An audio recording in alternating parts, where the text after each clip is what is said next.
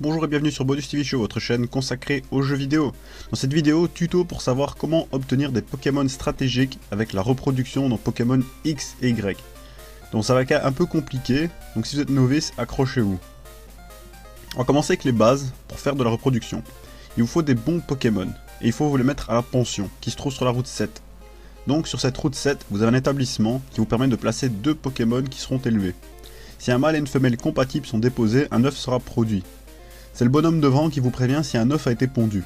Il regarde dans la direction de la route pour le signaler, il faut donc être attentif.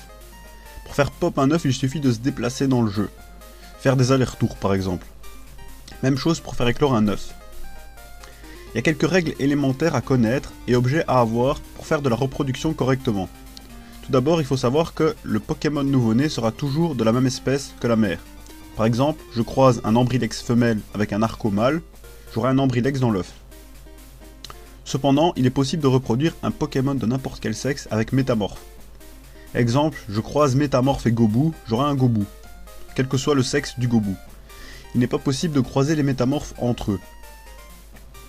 En ce qui concerne les objets intéressants à avoir, on a la pierre stase, les objets de pouvoir et le nœud de destin. Ces trois items sont essentiels pour obtenir de bons Pokémon par croisement. La pierre stase permet de transférer la nature du Pokémon qui la tient à la descendance. Exemple, mon Ambrilex est rigide. Je lui donne la pierre stase, tous les enfants seront rigides. Les objets de pouvoir, c'est le même principe, mais ils permettent de transférer une IV à coup sûr à la descendance. Par exemple, je fais tenir la chaîne pouvoir à un Fantominus, tous les descendants hériteront de sa stat de vitesse. Et par stat, je dis bien l'IV. Et à côté, on a un nouvel objet super intéressant, c'est le nœud destin. Il permet de transférer 5 stats au hasard parmi les 5 stats des deux parents. Par exemple, je file le nœud destin à un Salamèche, je le croise avec un Métamorphe, le Pokémon qui naîtra va hériter de 5 stats parmi les 12 des deux parents. Ce qui permet de transférer les stats intéressants d'une lignée à l'autre. Après qu'on a chopé les bons objets, il faut de bons Pokémon. Mais il faut d'abord maîtriser certaines notions. Les Pokémon disposent de différentes stats. On a les stats de base qui sont invariables, qui définissent le potentiel général, c'est ce qu'on voit sur les sites spécialisés. Après on a les IV et les EV. Les IV sont les stats innés du Pokémon. Un Pokémon va naître avec plus ou moins de stats allant de 0 à 31. 31 étant le maximum. Ce qui représente 31 de stats en plus au niveau 100. A côté on a les EV qui sont les stats que gagne le Pokémon en combattant.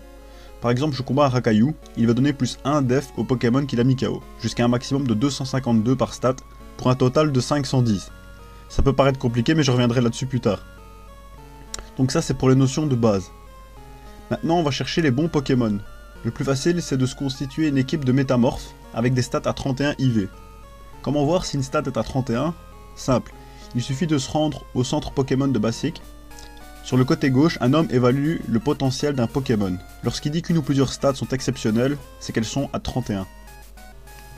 Pour attraper des métamorphes, il y a deux solutions. Soit aller au village Pokémon et en capturer un maximum afin de cerner ceux qui ont 31 de stats, c'est ce que j'ai fait. Soit vous avez de la chance et vous avez accès à un safari des amis qui contient des métamorphes et ils auront au minimum 2 stats à 31, ce qui facilite grandement le procédé. Il n'est pas obligé d'utiliser des métamorphes pour maximiser les stats. Ainsi, vous pouvez vous servir par exemple d'un Tyrannosif qui a 5 stats à 31 pour tenter de les transmettre à un Pokémon compatible. L'intérêt du métamorphe est qu'il est compatible avec la plupart des Pokémon du jeu. Une fois l'équipe de métamorphes ou autres Pokémon rassemblés, il va falloir les placer à la pension. Si vous avez plusieurs stats à transmettre, ça peut être long. Mais avant de s'occuper des stats, il faut voir si votre Pokémon a le bon talent, la bonne nature et les bonnes attaques. Pour faire simple, commencez d'abord par croiser des Pokémon entre eux afin de leur faire apprendre les bonnes techniques. Par exemple, croisement de Rexilius mâle avec l'attaque piège de roc avec un Tyrannosif femelle. Le nouveau-né Ambrilex obtiendra l'attaque piège de roc impossible à apprendre sans cette manœuvre.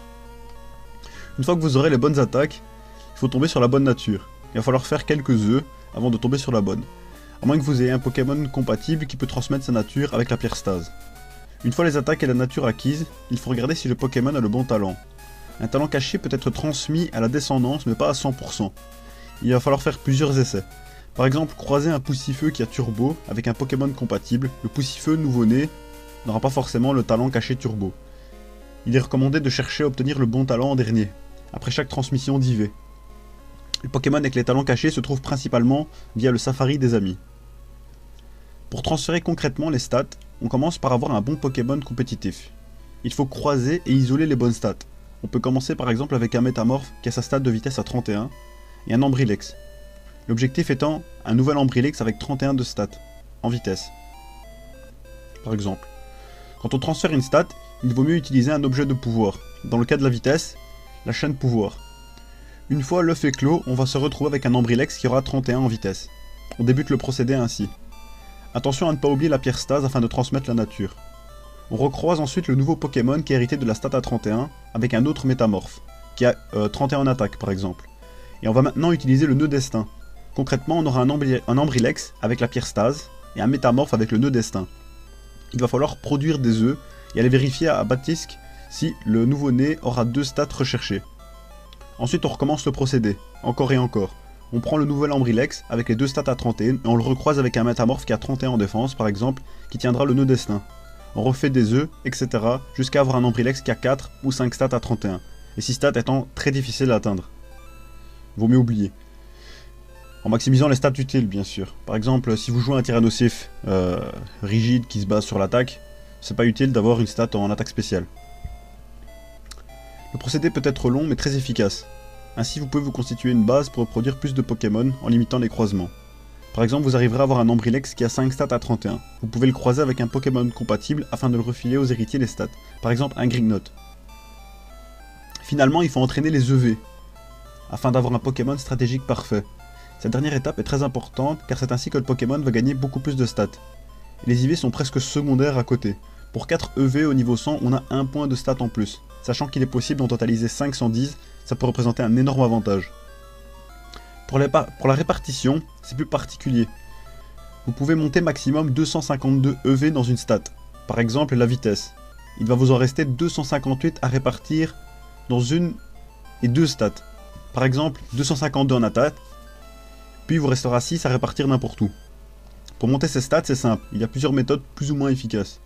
Il est possible de monter grâce au SPV, donc c'est le nouveau système de perfectionnement virtuel. Je trouve ça lent. Il faut faire des mini-jeux qui augmentent les EV du Pokémon et vous donnent un sac de sable, qui est un item qui monte aussi la stat. L'avantage de ce procédé est qu'il ne nécessite pas de combattre. Maintenant, celui que je préfère est l'utilisation des objets pouvoirs couplés avec le multi-exp. Je m'explique. Un objet de pouvoir permet de monter 4 EV dans une stat fixe si le Pokémon tient l'objet, à chaque fois qu'il y a une montée en EV. Par exemple, mon Fantominus tient la chaîne pouvoir, je mets KO un Rakaillou, je gagne plus 1 EV en défense et plus 4 EV en vitesse. Donc j'ai une montée de 1 et à côté de ça j'ai une montée de 4 grâce à l'objet. En exploitant ce procédé ça devient très rentable. Je m'explique. Avec le multi-exp, l'expérience est distribuée mais aussi les EV gagnés en mettant le Pokémon KO. On peut donc entraîner les EV de plusieurs Pokémon en même temps ou monter les EV d'un Pokémon niveau 1 facilement.